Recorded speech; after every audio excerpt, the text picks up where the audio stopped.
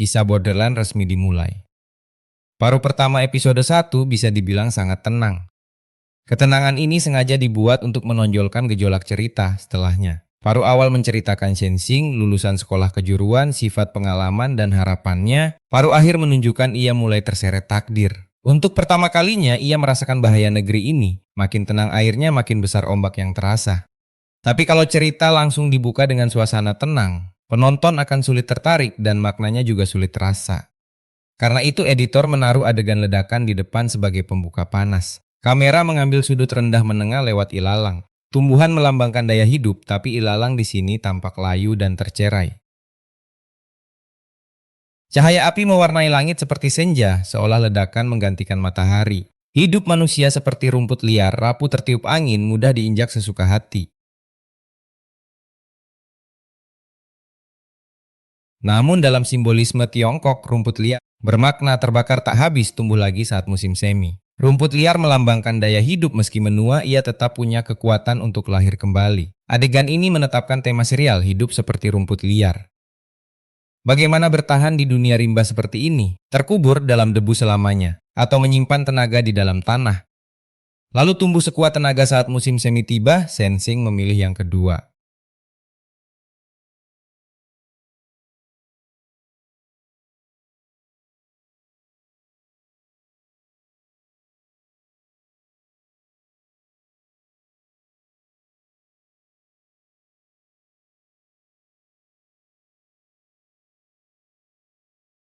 Suatu hari pada Dohimuluaka, sebuah bus penuh pekerja konstruksi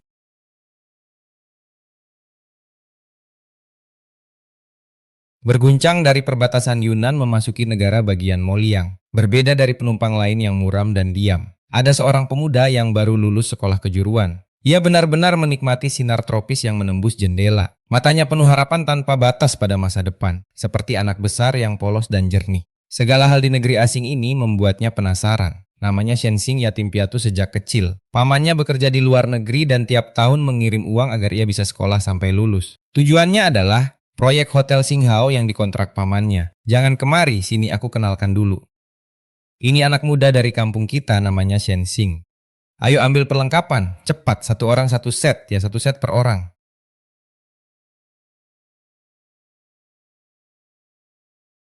Seorang teman sutradara pernah bilang padaku, warna adalah kunci untuk membuka makna tersembunyi dalam film dan drama. Sejak judul muncul, hampir setiap adegan dipenuhi warna hijau. Hutan lebat membentuk lingkaran yang nyaris tak bisa ditembus. Bus putih itu masuk ke tanah liar ini seperti mangsa. Perhatikan gerbangnya, bentuknya seperti mulut besar, seolah hendak menelan minibus sang tokoh utama. Dalam shot medium ini, depan dan belakang dipenuhi hijau, lalu bus muncul di tengah. Bahkan sandaran kursi di dalam bus berwarna hijau. Bodi bus memadukan hijau dan putih, atapnya putih. Karena pada shot pembuka, atap bus menjadi pusat gambar sementara sekelilingnya serba hijau. Warnanya harus kontras dengan lingkungan agar bus menonjol dan kesan putih bersihnya terasa. Dibanding dunia rimba di sekelilingnya, bodi dan interior bus tetap banyak memakai hijau untuk menegaskan sifat liar tanah ini. Layar dipenuhi hijau karena kondisi geografis tempat ini.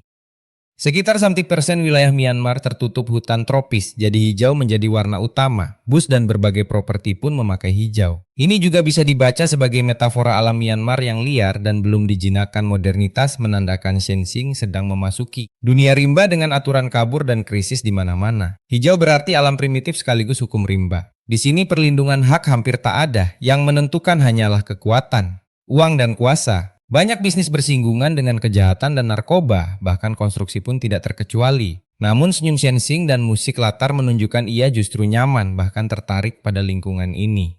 Bagi Shenzing yang datang dari Tiongkok, tumbuhan adalah lambang kehidupan yang subur. Tapi bagi San Biampo, tumbuhan justru membentuk dinding tertutup yang misterius dan berbahaya. Hijau di sini bukan lambang kehidupan, melainkan rahasia, bahaya, dan keliaran. Jika Shenzing tak segera melihat wajah asli negeri ini, ia akan bernasib seperti adegan ledakan di pembuka. Menjadi rumput kering yang kapan saja bisa habis terbakar. Kios pinggir jalan penuh ulat Hongkong dan kalajengking kering.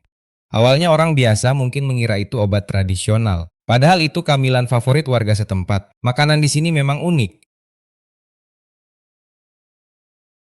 Shot-shot singkat ini bukan cuma memberi rasa muram, tapi juga memberi petunjuk bahwa meski dunia sudah masuk peradaban modern, keliaran rimba tetap meresap ke setiap celah kehidupan di sini. Penulis novel menggambarkan Jin Byampo, yaitu San Byampo dalam drama begini. Di balik pemandangan indahnya tersembunyi kejahatan tanpa batas. Di sini, pecandu dengan jarum di lengan bisa tergeletak di jalan.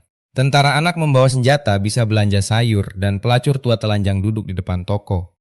Pedagang kaki lima merebus kulit popi lalu menuangkannya ke nasi ikan. Bahkan toko kecil yang tampak biasa bisa menjadi titik penyelundupan. Setiap orang di San Byampo seolah menyimpan cerita. Jika seseorang sial lahir di sini, hidup bisa lebih buruk dari mati. Kalaupun lahir di keluarga yang sedikit lebih baik, besar kemungkinan sejak kecil ia jadi biksu. Memang tidak kelaparan, tapi setelah tengah hari tak boleh makan. Kalau perutnya lemah, aturan asketis itu pun sulit dijalani.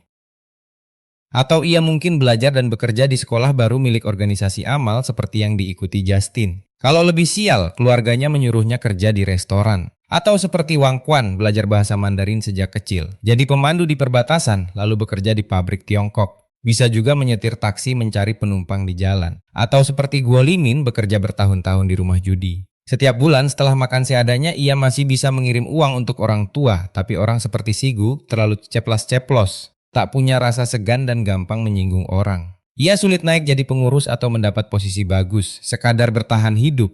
Impian akhirnya cuma menikahi istri yang tidak jelek. Kalau sangat beruntung, sejak kecil ia bisa ikut seorang dukun. Saat berusia 20-an, ia bisa membuka praktik sendiri. Mereka masuk pegunungan terpencil untuk mengobati orang. Dukun di wilayah ini punya status tinggi dan dihormati. Cukup tahu sedikit ritual, campur obat ke air lalu sebut air mantra. Menurut penulis novel, banyak dukun juga cenderung brutal dan suka mencambuk orang. Konon, dukun yang belum mencambuk orang sampai mati belum dianggap berwibawa. Itu semua masih tergolong nasib lahir yang bagus. Kalau sial, seperti Lanbo yang lahir di keluarga petani tembakau biasa, ia hanya tumbuh dengan bubur encer. Saat kecil masih 3 kali makan, makin besar tinggal 2 kali.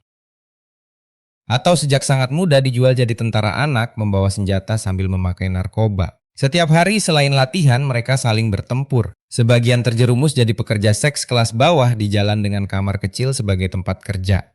Jin Byampo sangat mendiskriminasi hubungan sesama jenis. Itu sebabnya Guo Limin kemudian hidup seperti bukan manusia, bersembunyi di sudut tergelap seperti mayat. Namun demi lolos sensor, tim produksi mengubah banyak bagian novel asli, dan adegan ekstrem hanya disiratkan lewat detail atau dibiarkan kosong.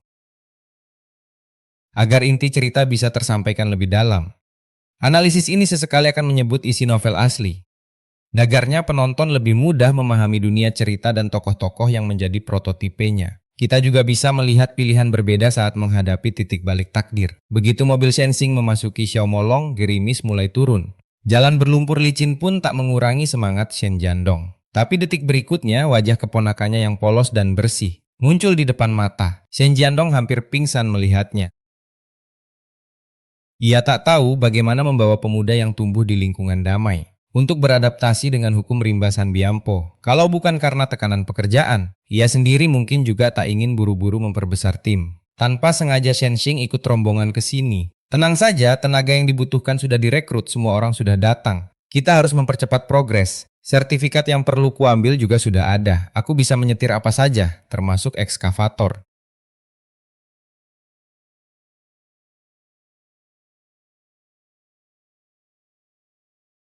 Aku cuma mau tanya siapa yang menyuruhmu datang. 过2年都22了，我得找个班上。我不是跟你说了吗？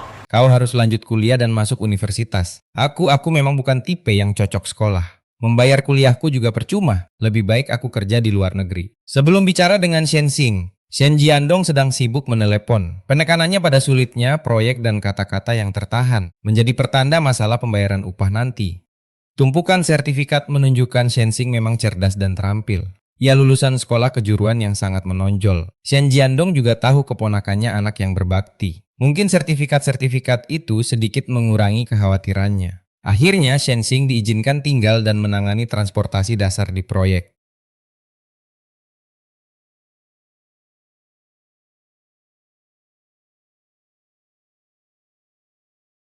Persik di rumah Paman Ma paling manis, tiap tahun selalu berbuah. 别没大没小的了。Ambil satu set kebutuhan harian lalu cari ranjang sendiri. Aku bawa sendiri. Ini yang kau sebut perlengkapan harian. Tiap hari harus main juga, ya? Hampir semua pekerja lama di proyek sudah melihat Shenzing tumbuh besar. Datang ke lokasi ini membuat Shenzing serasa pulang ke rumah sendiri. Saat antre mengambil perlengkapan, hanya Shenzing yang memakai pakaian warna-warni. Semua pekerja lain berpakaian kusam. Hanya pakaian tokoh utama yang baru, cerah dan mencolok. Warna-warni itu mencerminkan sifat Shenzing yang muda, ekspresif, bahkan sedikit pemberontak. Ia tak terlalu terikat tradisi, lebih suka menonjolkan diri daripada menyatu dengan kelompok. Sifat pemberontaknya sudah terlihat dari warna pakaian, model serta tingkat baru lamanya pakaian. Juga cocok dengan kondisi ekonominya terutama di adegan berikutnya. Bahkan setelah lama bekerja di proyek dan gaya hidupnya mulai berubah. Pakaiannya tetap lebih baru dan terang daripada orang di sekitarnya. Guolimin antre dengan ember sambil gelisah berharap mendapat ranjang bagus. Laoma dan yang lain bercanda, membuat suasana tegang di sekitar sedikit mengendur. Mereka tak sengaja menabrak Guolimin yang membawa perlengkapan. Kelihatannya sepele. Tapi kalau diperhatikan, selama 1-2 detik tatapan Guolimin pada mereka penuh kebencian. Ada satu detail yang patut diperhatikan. Di barang bawaan Shenzing ada konsol genggam, kemungkinan besar Sony PSP. Selain bermain dan mendengar musik, benda itu juga bisa menyimpan materi belajar, film aksi, film romantis, dan sebagainya. Bagi Shenzing itu barang biasa. Tapi bagi Guolimin nilainya setara uang kuliah setahun. Dalam novel asli, Guolimin berasal dari Guizhou. Usianya 20 tahun, lulusan diploma jurusan pemandu wisata dari sisi pendidikan. Ia sedikit lebih tinggi daripada Shenzing yang lulusan kejuruan dan ia juga rajin. Ia pernah magang di banyak biro perjalanan. Tapi karena pendiam dan performanya buruk, ia selalu dipecat sebelum masa magang selesai. Ayahnya meninggal sejak lama dan ibunya membesarkan keluarga sendirian. Demi menyekolahkannya, sang ibu terlilit banyak utang. Ia pendiam dan tak punya kerabat dekat yang bisa memberi jalan lain. Demi melunasi utang ibunya, ia memilih bekerja di luar negeri. Di sana ia beruntung mendapat sahabat sejati pertama dalam hidupnya. Mungkin ada yang mulai bertanya, kalau orang Sanbianpo iri pada Tiongkok, kenapa Guolimin tak tinggal di pedalaman Tiongkok? Pertama, pada Dua Meluata, Tiongkok belum memberantas kemiskinan seperti pada Dua Meluani. Selain itu, kampus-kampus di Guizhou belum bisa memberi lingkungan belajar dan wawasan seperti sekolah negeri di wilayah pesisir. Ketiga dan yang terpenting adalah situasi ekonomi saat itu. Meski saat itu negara berhasil mengambil berbagai langkah dan melewati krisis ekonomi dengan relatif stabil, bahkan sukses menggelar Olimpiade. Awal krisis tetap menghantam rakyat biasa dengan keras. Pesanan ekspor turun, pabrik mengurangi atau menghentikan produksi. Di Shandong, Fujian, Guangdong, bahkan ada investor asing yang meninggalkan pabrik karena utang. Buruh tak mendapat gaji, sementara pemasukan pemerintah anjlok. Dan pemerintah tetap harus membereskan masalah yang tertinggal. Banyak pekerja migran akhirnya terpaksa pulang lebih awal. Guolimin yang baru lulus menghadapi situasi ekonomi yang begitu berat dan rumit. Ditambah utang keluarga, ia terpaksa nekat mencari nafkah di luar negeri. Ia tak tahu keputusan itu akan mengubah hidupnya, tapi takdir tak mengenal kata seandainya. Kalau ia tidak terlalu berbakti, sedikit lebih mementingkan diri atau jika keluarga asalnya tidak membebankan begitu banyak tanggung jawab kepadanya, semuanya mungkin berbeda. Hei, tidur di sini saja, dekat jendela enak. Bukannya anak baru harus dekat pintu. Kita sama-sama baru. Kau di sini, aku di bawahmu.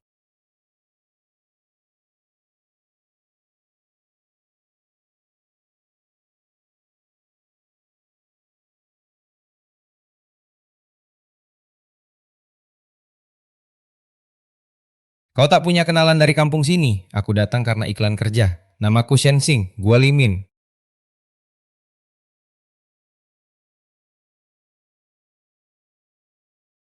Shenzing menyerahkan ranjang atas yang lebih nyaman kepada Guolimin. Ia sendiri mencabut papan ranjang bawah yang berjamur. Sikapnya jelas penuh perhatian. Artinya, saat keributan tadi, ia juga menyadari ketidaknyamanan Guolimin. Dalam 5 menit pertama, sutradara tidak sengaja membentuk karakter tokoh utama lewat bahasa audiovisual demi memaksa penonton menyukainya. Ia justru memilih cara yang lebih menguji kesabaran penonton, yaitu membiarkan karakter berkembang lewat benturan berbagai hubungan. Lalu detail-detail singkat dipakai untuk membangun suasana, sesuatu yang cukup menantang di era video pendek, karena menuntut pikiran, kepekaan seni, dan kesabaran penonton. Kalau selalu menonton drama ini dengan kecepatan tinggi dalam 5 menit pembuka, orang hanya tahu ada pemuda bernama Shenzing yang datang sendirian ke Sanbianpo demi pamannya dan melewatkan banyak informasi yang menunjukkan ia melampaui teman sebayanya. Hal kecil seperti memberikan ranjang ini menandakan bakat Shenzing membaca manusia. Itu pertama kalinya ia benar-benar bicara dengan Guo Limin. Tapi ia langsung sadar Guo sendirian tanpa dukungan di sini. Rasanya Guo Limin sudah mulai berkeringat dingin. Karena nanti kita akan tahu betapa mengerikannya jika seseorang bisa membaca dirimu sekilas di San Bianpo.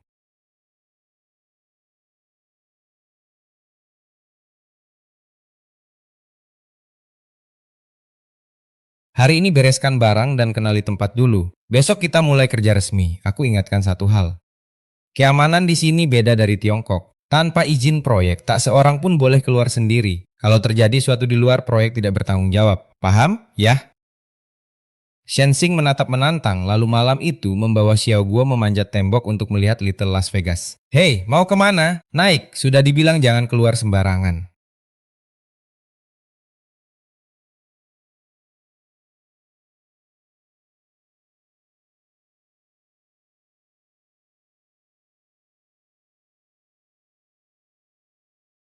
No, no, no, julukannya Little Las Vegas, nama ini wajib disebut.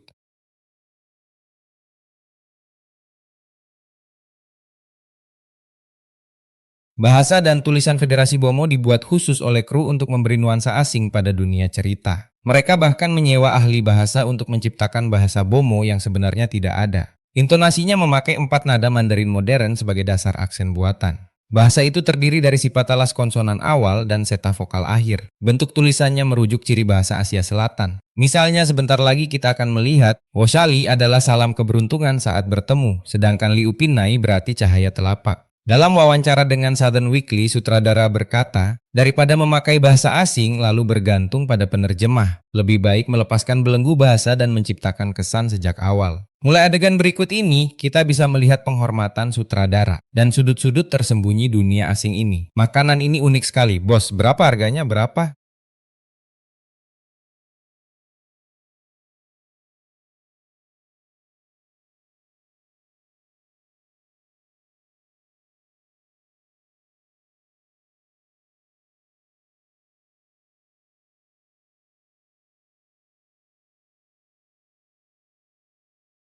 Halo.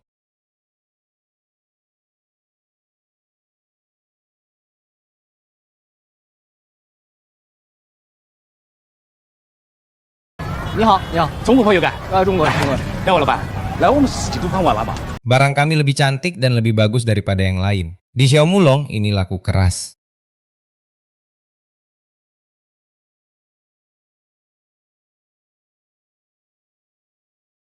Tempat ini sangat kejam, tahu? Tadi kalian lihat orang sampai berdarah-darah kan, bos yang? Nomor 7 hampir bikin orang mati ketakutan. Nomor 10 juga ya. Kekacauan, kehilangan, dan ketidakstabilan melahirkan banyak bisnis abu-abu dengan untung besar. Lihat hewan liar yang sekilas muncul di layar. Itu baru satu cabang penyelundupan hasil pertanian di San Biampo. Biasa disebut barang jalur atas. Penulis novel menggambarkan Jin Biampo begini. Meski dunia sudah lama memasuki peradaban modern, kekacauan masih menyelimuti tempat ini. Dan dari sana lahir banyak bisnis abu-abu lain dengan laba besar. Pasukan lokal dan pengedar narkoba membutuhkan senjata serta tentara bayaran. Ada rumah judi di mana-mana, perdagangan manusia, pertambangan dan penebangan tanpa henti dan banyak lagi. Pasar dalam drama ini tampak ramai dan penuh kehidupan. Namun justru neraka dunia San Biampo untuk pertama kalinya menunjukkan taringnya pada Shenzing. Hanya saja sebagai lulusan baru, ia belum tahu apa-apa tentang tempat ini. Ia mengira selama pamannya ada, ia bisa terus jadi pemuda yang tak takut apapun. Sebaliknya Guo Limin yang tak punya jalan mundur terus menatap iklan lowongan kasino. Jelas ia ingin kerja sampingan, tapi saat anak buah kasino mengajaknya, tatapannya tetap penuh cemas. Seolah berjudi adalah hal yang sangat menakutkan baginya. Aku tanya tempat itu seru, biasa saja.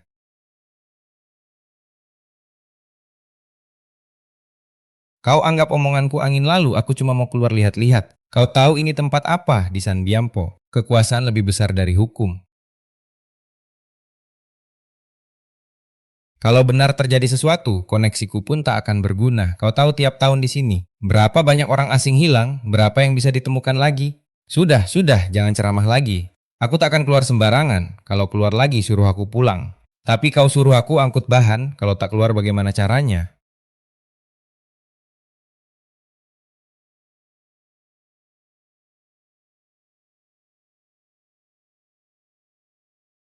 agar Shenzing tidak ditipu orang di sini.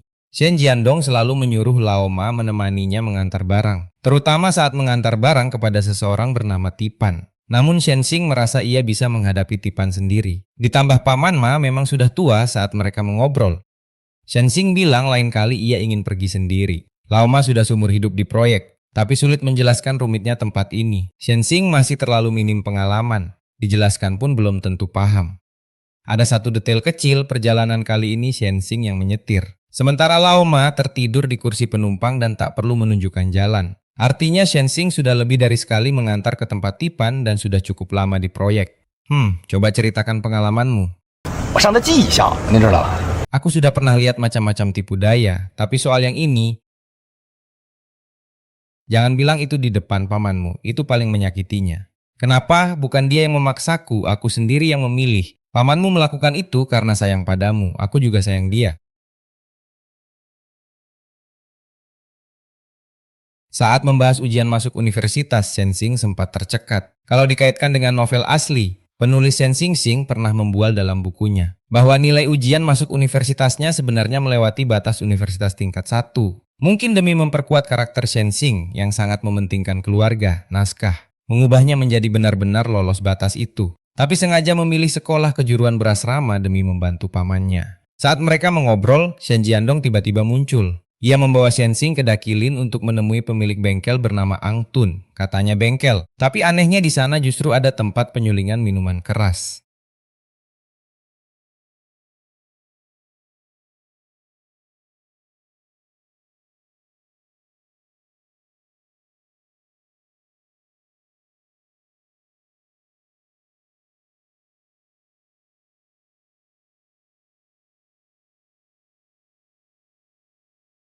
Sebelum mereka resmi menemui Ang Tun, shot ini sudah memberi petunjuk. Taplak bermotif mawar merah, botol dengan huruf Inggris, lampu meja yang elegan, dekorasi ruangan ini. Benar-benar berbeda dari lingkungan rimba sebelumnya. Namun setelah fokus kamera berubah, kita jelas mendengar gonggongan anjing dan hutan di luar jendela. Lalu kita mulai bertanya kenapa pemiliknya Ang Tun memakai dekorasi bergaya Eropa seperti ini. Kenapa kamera memilih sudut paling elegan dan dibuat-buat. Belakangan bahkan terlihat balkon kamarnya punya tanaman pot. Sangat tidak cocok dengan citra anak buah gangster. Semua ini seperti petunjuk tentang penyamaran lalu mengarah ke bisnis minuman palsu.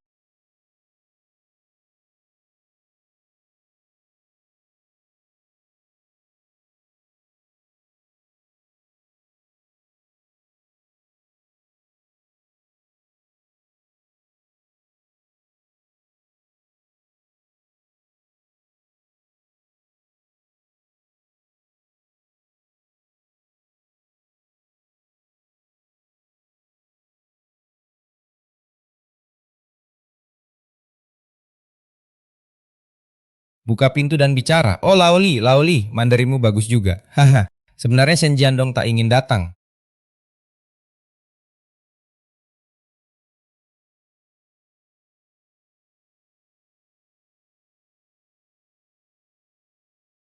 Tapi mereka semua diperkenalkan oleh kenalan lamanya, Sang Keng. Ang Tun meminta Shen Jiandong membangun gedung secepat mungkin. Jelas ia meminta proyek asal jadi. Shen Jiandong tak mau melanggar hati nurani dan menolak dengan halus.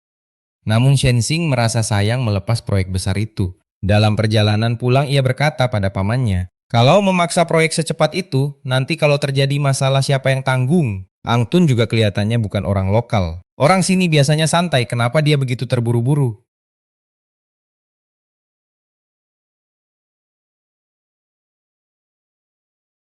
Hotel Singau itu dibangun untuk Sang Keng. Sebagian besar proyek yang kukerjakan di luar selama ini juga diperkenalkan olehnya. Menurutku Ang Tun bukan orang yang benar-benar berkuasa, lebih seperti orang suruhan, kita tanya Sang Keng saja.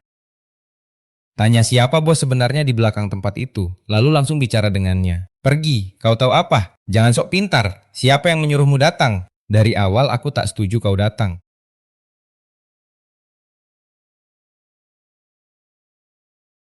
我跟你说过多少遍，这三边坡这地方不好混。你呀、 Kau baru di sini sebentar, cepat pulang ke Tiongkok. Shenzing merasa sangat tersinggung, tapi tak berkata apa-apa dan hanya menatap keluar jendela. Ia tak mengerti. Ia sudah melepaskan kesempatan masuk universitas dan mengambil begitu banyak sertifikat. Semua demi datang membantu pamannya. Ia sudah berusaha keras, tapi pamannya tetap ingin mengirimnya pulang. Kalian mau tinggal sampai September? 2 bulan? Baik. Nanti beli apa lagi sebelum pulang? Yang penting bisa dapat uang buat tahun baru.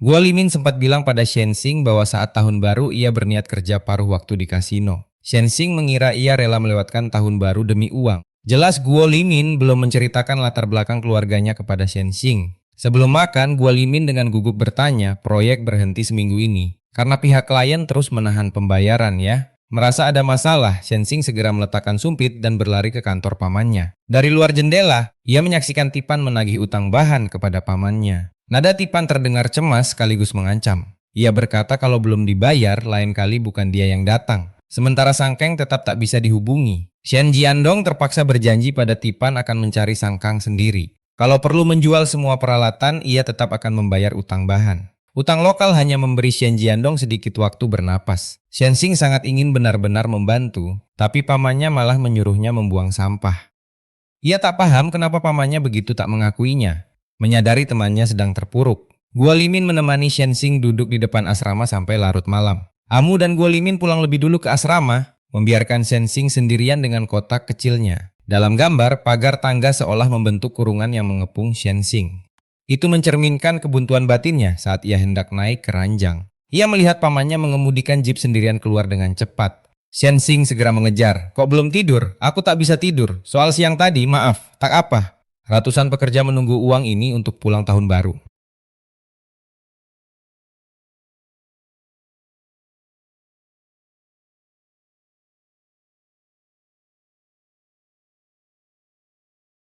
Aku akan cari Sangkang sendiri, aku ikut. Kembali, kau tetap di proyek. Di tempat seperti ini. Masalah seperti ini sering terjadi. Memang merepotkan, tapi bisa diselesaikan. Paling buruk kedutaan bisa membantu. Sangkang belum tentu kabur, hanya sulit dihubungi. Jangan khawatir, kunci gerbang. Ingat, selain pamanmu jangan percaya siapapun.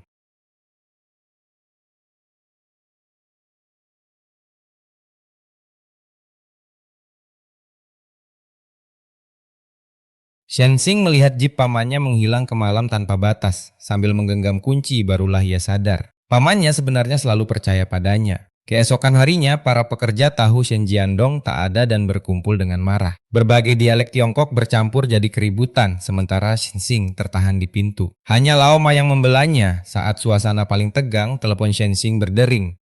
Ini aku. Teleponnya datang. Sudah, angkat saja. Hei, kenapa tak diangkat? Ada apa?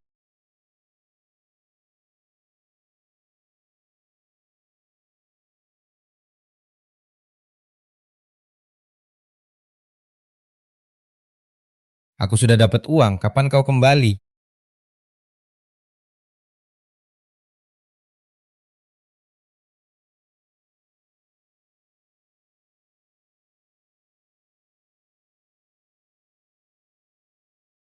Kalau paling cepat, kapan bisa pulang? 什么情况？什么情况？我就说马上就能回来。沈老板，具体是几天呀？说太久我们连过不了多久。大概多久？ Beberapa hari saja, aku jamin semua orang akan menerima uang sebelum pulang tahun baru. Dengar, sudah kan? Kita tunggu beberapa hari dengan tenang ya. Tak perlu, tidak usah. Agar semua orang bisa tenang pulang tahun baru, Shenzing memutuskan menjaminkan peralatan lama untuk mendapatkan uang. Ia mengambil kunci proyek dan semua dokumen kertas, hanya meninggalkan sebuah ponsel hitam. Lalu ia menemui Tipan. Ia menjelaskan bahwa bos di belakang Shen Jiandong adalah Sangkeng. Kalau Tipan membantu melewati krisis ini, mereka masih bisa bekerja sama dalam jangka panjang. Ini faktur pembelian semua peralatan itu.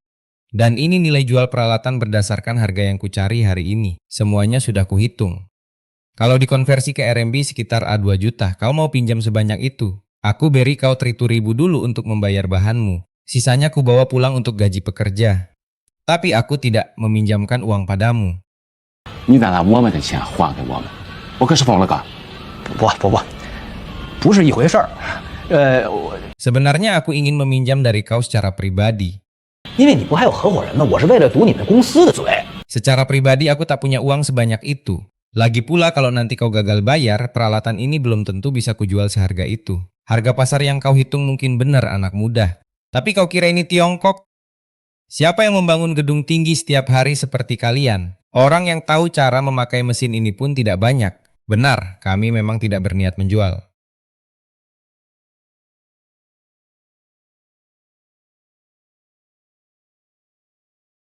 你咋老想是我还不上钱的下场呢？我肯定能还上钱，我是跟你抵押，我就真的把钱要着了。 Kami pasti akan menebus semua peralatan ini. Sekarang kami cuma butuh sedikit waktu, sebentar lagi. Tahun baru, dan semua pekerja mengandalkan uang ini untuk pulang. Kalau sekarang tak dibayar, tahun depan siapa yang mau kerja lagi bersama kami? Kalau orang-orang bubar, tahun depan aku dan pamanku akan kehilangan semuanya. Lalu bagaimana kita bisa kerjasama dan bagaimana kau dapat uang, Bos Tipan? Orang Tiongkok tahu balas budi. Kebaikanmu pasti kami ingat. Tipan pura-pura sulit, lalu membawa Shenzing menemui Bazige.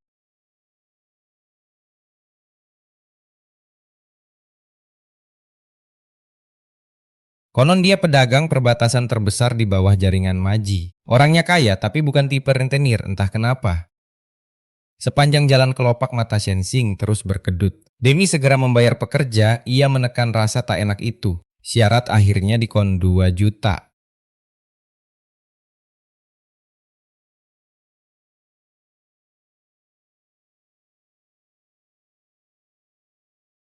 Setelah gaji dibayar, proyek langsung dijadikan jaminan. Dalam sebulan, pokok dan bunga antriman 2 juta harus lunas, baru semua kunci dikembalikan.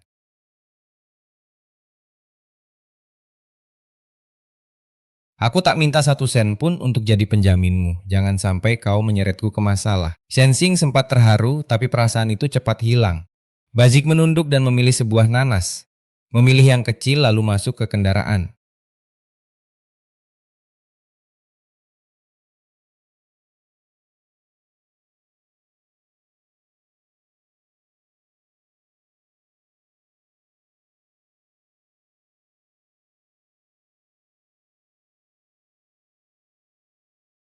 Barulah Shenzing benar-benar melihat wajah asli San Bianpo. Seorang pria berlumuran darah memegangi tubuhnya kesakitan. Bazige berdiri di samping kendaraan dengan nanas berdarah. Agar lebih mudah menyiksa orang, ia melipat celananya sampai betis. Kalau takut, silakan jeda sebentar untuk trivia tak berguna ini lalu lanjut takut.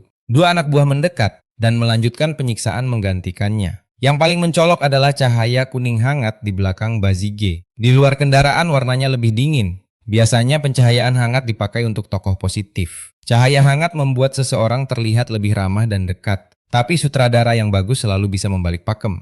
Penonton jelas tahu Bazige bukan orang baik. Namun sutradara tetap memberinya cahaya lembut dan bahkan memakai nanas, benda sehari-hari, sebagai senjata. Ia juga ditempatkan di posisi tinggi, membuat Shenzing menengadah sambil merapatkan kedua tangan. Seolah Bazige benar-benar dewa yang datang menyelamatkannya. Pencahayaan dan properti menciptakan kontras penuh yang membuat sosok Bazige makin mengerikan. Bayangan Bazige menyelimuti Shenzing. Halo, Bazig. Lalu Bazige mengulurkan tangan untuk berjabat tangan. Jabat tangan biasanya menunjukkan niat baik. Namun tangan Bazige kini berlumuran darah, sehingga jabat tangannya dengan Shenzing terasa seperti memindahkan kekerasan itu kepadanya. Shenzing melihat darah segar di tangannya dan gemetar ringan karena syok. Sementara Bazik justru tertawa keras. Keesokan harinya, para pekerja menerima gaji dan pulang ke Tiongkok dengan gembira untuk tahun baru. Bazige yang seharian bermain dengan ekskavator sedang senang, jadi ia memberi Shenzing waktu 1 bulan. Untuk tempat tinggal, menjelang senja Shenzing tetap membawa Guo Limin kembali ke proyek. Namun karena khawatir pada pamannya, ia hanya beristirahat 1 malam dan keesokan harinya pergi ke Dakilin. Ia menemui Ang Tun, pemilik bengkel yang pernah dikunjunginya. Tak disangka ia tepat melihat Ang Tun sedang memukuli anak buahnya. Ia menuntut tahu siapa yang menyuruh memberi tanda pada minuman palsu. Tak tahan disiksa, anak buah itu akhirnya menyebut nama Maoba.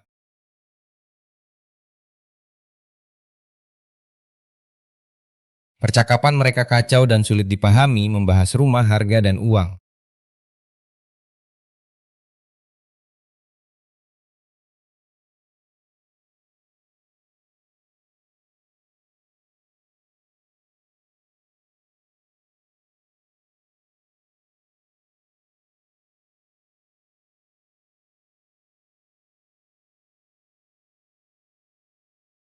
Mungkin karena sebelumnya bisnis mereka gagal jadi, tapi masih mungkin bekerja sama di masa depan. Shenzing merasa tak perlu menyembunyikan maksud kedatangannya. Di mata Ang Tun, Shenzing tak beda dari turis mahasiswa asal Tiongkok. Aku tahu kau mengenal Sang Keng.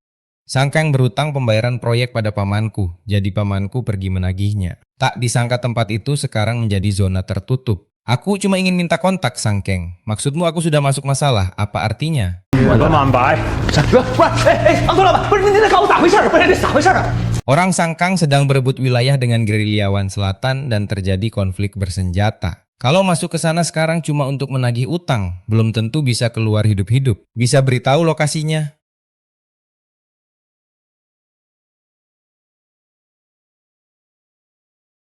Ikuti sungai Mushan sampai sungai Luokou, baik aku mengerti.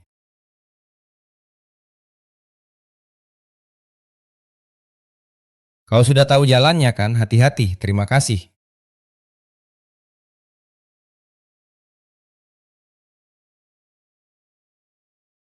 Pada akhirnya, Shenzing tetap melakukan persis seperti yang dikhawatirkan Shen Jiandong. Ia terlalu menyederhanakan orang-orang Sanbianpo. Temanku yang suka film misteri pernah bilang, ia suka memakai lokasi yang sama dengan detail berbeda untuk menciptakan rasa seram. Seperti permainan mencari perbedaan, cari apa yang berubah. Itu salah satu kenikmatan kecil saat membaca maksud kreator. Di sini sutradara kembali memakai komposisi yang hampir sama dengan adegan sebelumnya. Meski siang, lampu meja tetap menyala dan gelas minum masih ada di meja. Namun kini yang ada adalah bir dan taplak merah bergaya sudah diganti plastik pelindung minyak. Yang paling penting, di meja muncul tulang besar yang tajam. Meja ini sekarang membawa bukan lagi citra Eropa yang romantis, melainkan sesuatu yang lebih primitif dan kasar. Tulang-tulang besar itu juga menjadi simbol kebrutalan orang-orang yang mempermainkan nyawa.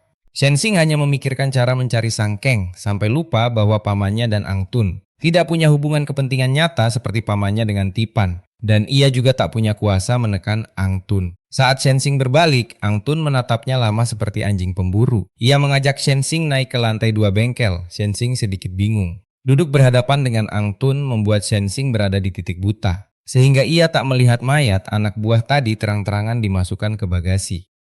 Ang Tun mengeluarkan pistol dan peluru dari laci, lalu berkata ia hendak melakukan perjalanan. Kebetulan rutenya melewati zona tertutup tempat Sang Keng berada. Shenzing mengira pistol itu hanya untuk berjaga, sehingga tanpa sadar ia menurunkan kewaspadaan. Terima kasih banyak, aku sedang tak punya uang. Setelah pamanku kembali kami pasti membalas budi. Bawa paspor? Bawa coba kulihat. Untuk apa? Pemeriksaan identitas.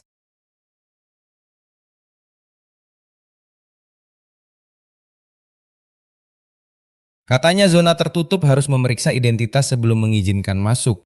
Namun Ang Tun sama sekali tidak membawa Shenzing ke sana.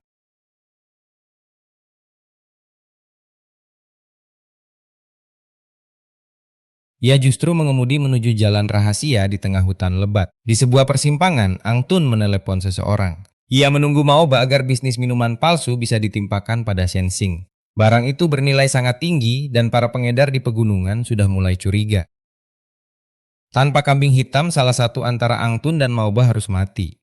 Shenzing tidak tahu intrik di balik semua ini, tapi mulai merasa ada yang salah. Dengan kompas ia memastikan Ang Tun tidak menuju barat, arah zona tertutup. Namun Ang Tun berdalih, mereka hanya mengganti rute dan itu hal biasa. Shenzing mulai sadar orang di depannya sedang menipu. Namun di hutan terpencil ini ia tak punya pilihan, hanya bisa mengikuti Ang Tun terus ke selatan. Untuk penonton berpengalaman, ada satu pengingat. Bagian ini sengaja mencampur sudut pandang subjektif dan objektif. Sudut pandang subjektif membuat penonton masuk ke mata atau batin karakter. Sehingga kita merasakan kejadian dari perspektifnya dan menekankan pengalaman emosional pribadi. Sudut pandang objektif memakai posisi pengamat. Merekam kejadian dengan tenang tanpa membawa emosi subjektif karakter. Dengan memahami dua sudut pandang ini, kita bisa lebih merasakan ketidakberdayaan Shenzing. Setelah melihat kompas, Shenzing sudah tahu arah yang seharusnya mereka tuju. Ia menatap Ang Tun tak yakin apakah pria itu baik atau jahat. Shot ini diambil melalui sudut kaca mobil. Pantulannya memunculkan warna merah dan hijau. Itu menandakan posisi Ang Tun sulit dibaca. Sudut yang tersembunyi dan tak biasa ini membawa emosi tokoh utama, sehingga bisa dianggap sebagai dunia subjektif Shenzing. Namun ketika Shenzing keluar dari mobil, kamera masih memilih merekam Ang Tun melalui sudut kaca yang sama. Secara logika shot ini sebenarnya tak mungkin, karena Sensing sudah berdiri. Ia tak mungkin melihat Ang Tun dari serendah itu. Namun sinematografer tetap mempertahankan shot ini cukup lama. Isi shot adalah Ang Tun berbohong kepada Sensing. Secara subjektif, Sensing sebenarnya sudah tahu. Ang Tun mungkin membawa bahaya, jadi secara naluriah ia berdiri. Ia turun dan bicara langsung dengan Ang Tun. Namun secara objektif ia sangat tahu dirinya tak punya jalan keluar, jadi sudut pandang subjektifnya sebenarnya tak pernah benar-benar bisa berdiri dan pergi. Shot subjektif itu tetap berada di dalam mobil karena ia memang tak punya kesempatan kabur. Malamnya mereka tiba di Mapen dan keadaan Sensing kembali berubah. Melihat Ang Tun dengan santai melempar barang dari belakang kendaraan, lalu memaksanya memakai baju kerja yang penuh darah, Sensing akhirnya sadar. Ang Tun sama sekali bukan sedang mengantar barang, melainkan memanfaatkan jalur ini. Agar mata Ang Tun tampak seperti menyala saat menatap Sensing. Penata cahaya hanya memberi Sensing lapisan cahaya bulan buatan. Dengan begitu rasa pasif dan tak berdayanya makin kuat, sedangkan di sisi Ang Tun, selain tambahan catchlight di mata, bagian atas juga diberi cahaya alami buatan untuk menerangi latar belakangnya. Ang Tun yang seperti anjing pemburu ditempatkan di bayangan hijau gelap, membuat suasananya sangat menyeramkan. Melihat hutan yang gelap total, Sensing sadar tak ada tempat lari. Ia hanya bisa mengikuti perintah Ang Tun, berpura-pura menjadi mayat di dalam kabin. Tak lama kemudian sebuah jeep muncul dari tikungan, orang di dalamnya adalah Ma Obah. Belum pernah Sensing merasakan takdir datang sejelas ini, tetapi kini ia tak punya jalan keluar. Hei Kak Wu.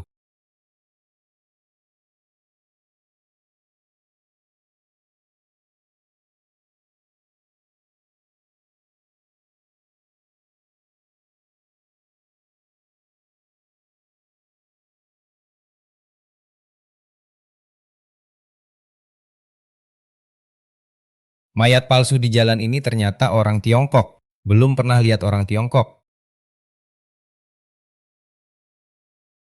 Coba kulihat siapa, namanya siapa?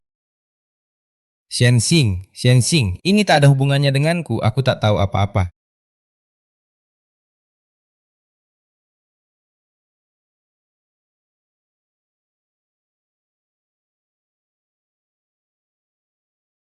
Darah hangat menyembur ke tubuh Sensing. Ang Tun menembak ponsel Ma Obah yang masih tersambung dan Sensing panik lalu melompat turun dari kendaraan. Ang Tun segera mengarahkan pistol kepadanya. Tak disangka reaksi pertama Sensing bukan memohon, melainkan bertanya keras, "Kenapa kau lakukan ini?" Itu reaksi orang yang sejak kecil hidup di negara yang relatif setara. Di mata Ang Tun, Sensing cuma seperti domba yang menunggu disembelih. Ini bukan negaramu, pergi kalau bisa.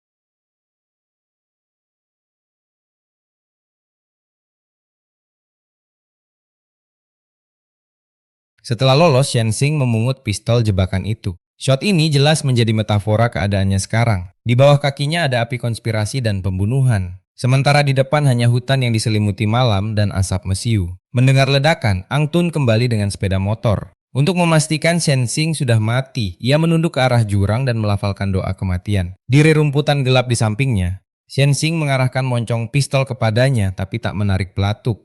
Begitu Ang Tun pergi, polisi segera datang. Ini berarti polisi di sini mungkin di bawah pengaruh Ang Tun. Kalau tidak, mereka tak akan datang secepat itu. Sensing tahu ia tak sempat putus asa. Ia bangkit dan menyelinap lebih jauh ke dalam semak. Ia menangis pelan tanpa daya, menunjukkan isi hatinya yang sebenarnya. Di depan mobil yang terbakar, polisi menemukan barang milik Sensing sementara malam terus berjalan. Sensing berjalan sehari semalam mengikuti kompas sampai akhirnya kembali ke asrama proyek.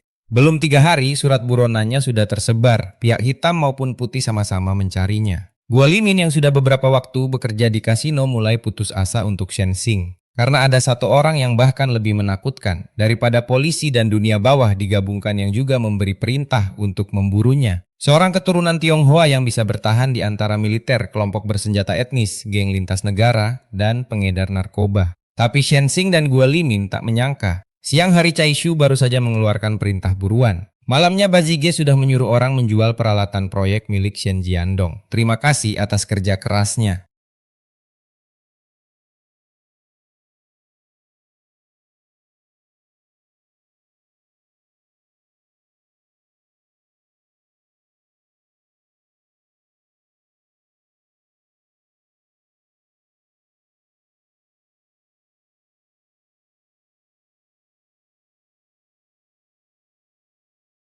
Guolimin dan Shenzing belum sempat kabur ketika Bazig mendorong pintu masuk. Shenzing di plafon tak berani bergerak. Ia hanya mendengar suara Guolimin gemetar ketakutan. Shenzing diam-diam memutuskan, bahkan jika Guo membocorkan keberadaannya, ia tidak akan menyalahkannya sedikit pun.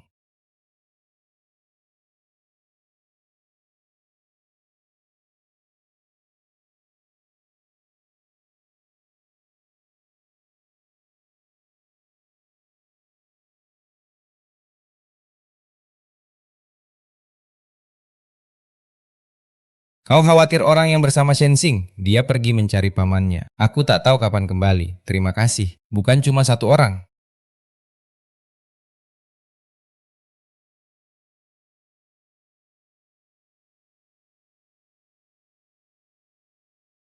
Tiket pesawat, jalan raya, semua jalur sudah dipantau. Di Xiaomolong masih ada orang yang belum mengenalnya. Kau benar-benar tak tahu.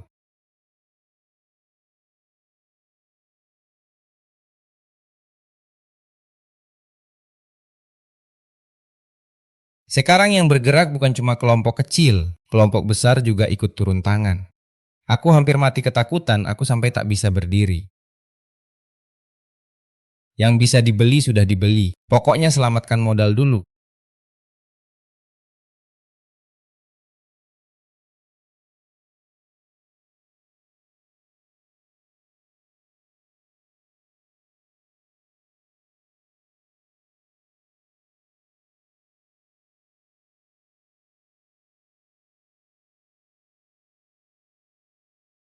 Jadilah anjingku.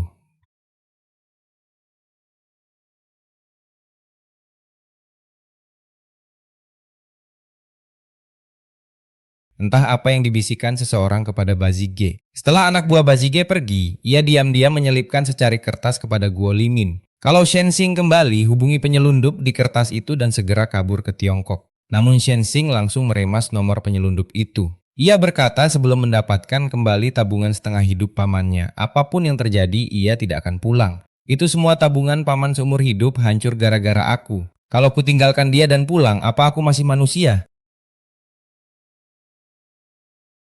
Aku tak akan menyeretmu, aku cari tempat yang tak bisa ditemukan Bazige. Jangan nekat, kau tahu seberapa serius masalahmu sekarang. Kau mungkin bisa menghindari Bazige, mungkin polisi, tapi bisakah kau menghindari Cai Shu? Cai Shu itu siapa?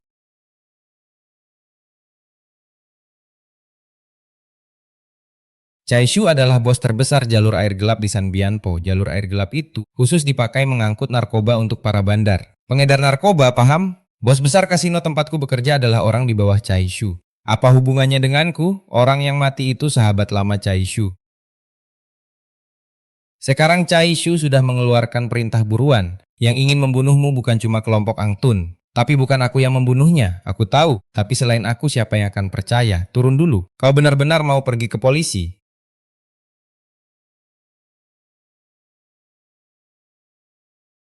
Aku akan jelaskan pada polisi. Itu bukan perbuatanku. Aku akan bekerja sama dengan penyelidikan. Setidaknya aku orang Tiongkok. Harusnya ada perlindungan. Baik, ayo aku ikut. Tidak, jangan ke polisi. Kau tidak tahu seperti apa polisi di sini. Aku orang asing. Kalau mati di sana pun belum tentu ada yang peduli. Lalu bagaimana? Uang ini dari mana? Bukan uangku Angtun yang menyelipkannya. Mendengar itu, Shenzing tiba-tiba mendapat ide.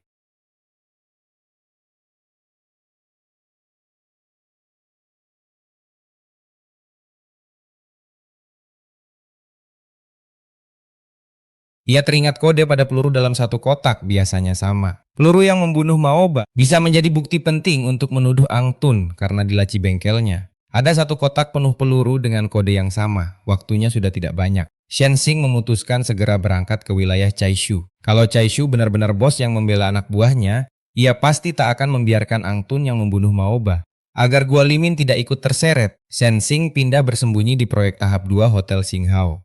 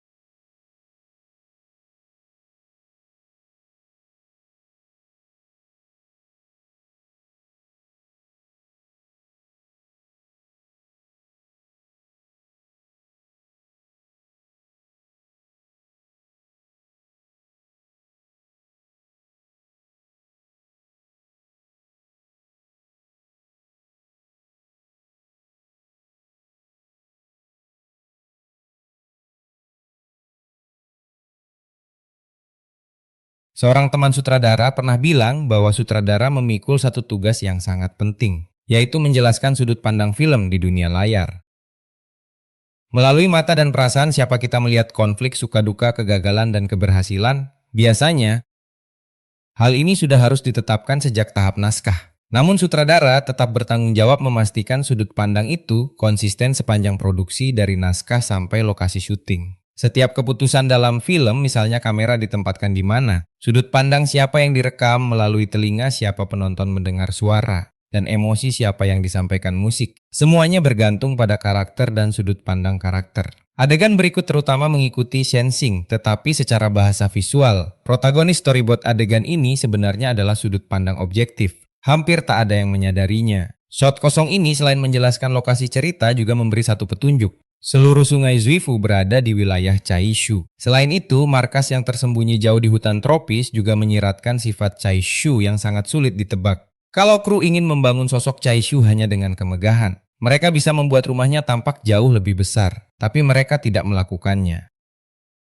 Malah menjauhkan kamera saat kemunculan pertamanya dan menyembunyikannya dalam shot lebar. Komposisi bingkai dan garis panduan saja sudah menunjukkan bahwa dialah pemilik tempat ini. Seluruh storyboard sangat cerdas, tidak mengulang trik lama dan tidak juga kaku seperti contoh akademis. Sudut pandang objektifnya mirip teknik foreshadowing halus dalam novel.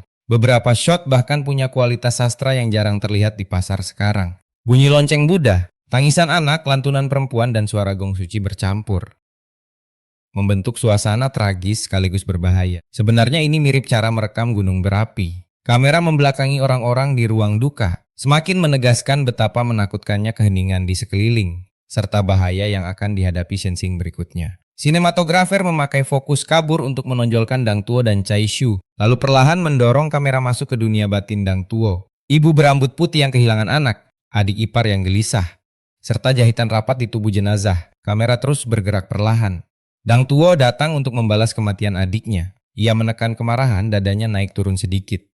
Kamera menurun dan Shen Xing muncul di tepi dinding. Terlihat tidak ada orang berpatroli di balik pagar, sehingga Shen Xing menurunkan kewaspadaan. Ditambah hutan yang lebat, ia naif mengira tak akan terlihat. Dalam shot ini kita bisa melihat, posisinya sebenarnya sangat jauh dari gerbang utama. Shot ini juga seperti potongan melintang area markas Chaishu. Aku memakai panah hijau untuk menandai arah pandangan Shen Xing. Rangkaian ini menyiratkan Shen Xing memang cerdik, tetapi pola pikirnya masih seperti mahasiswa yang bersih. Karena pengalaman hidup dan wawasannya terbatas ditambah posisi berdirinya, Shen Xing tidak melihat pria itu memegang senapan serbu. Ditambah kepala mereka yang gundul, Menurutku Shenzing mungkin mengira mereka biksu.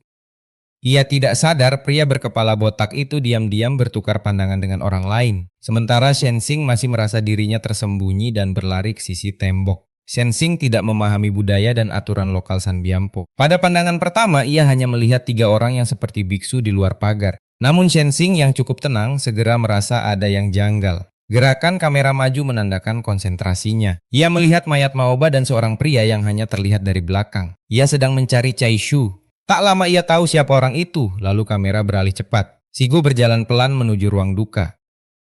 Melihat aura jahat di mata para pria itu, Shenzing mulai merasa keadaan tidak baik. Detik berikutnya, seorang pria botak di dekat pintu menempelkan senjata ke kepalanya. Aku sempat mencari model senjata ini. Kemungkinan tiruan Ake Palalapa yang dimodifikasi dari senapan serbu tipe Lemapuli. Kokoh, andal, mudah digunakan, cukup akurat, dan cocok untuk pertempuran jarak dekat. Ini juga mengungkap satu plot tersembunyi. Chai Shu kemungkinan sudah lama melatih pasukan di sini dan membangun kekuatan bersenjatanya sendiri. Atau banyak bawahannya memang berlatar belakang militer. Saat itu berbagai emosi melintas di mata Shenzing. Ia bisa memahami pistol biasa untuk bela diri.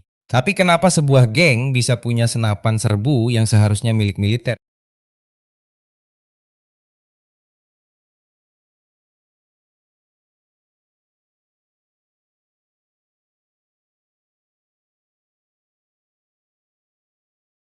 Di dalam hati Dang Tuo, jenderang perang mulai berbunyi. Nyanyian tenggorokan dalam musik mengeksternalisasi kebenciannya. Kalau tak dipercepat, kita masih bisa melihat kebencian yang ditekan di matanya dan rahang yang terkatup. Semua emosi itu tak diketahui siapapun. Langit tahu, bumi tahu, Dang Tuo tahu, penonton tahu, hanya Shenzing yang tidak tahu. Storyboard sedetail ini benar-benar luar biasa halus. Teknik menciptakan ketegangan lewat informasi yang berbeda antar karakter seperti ini sudah lama jarang terlihat di drama.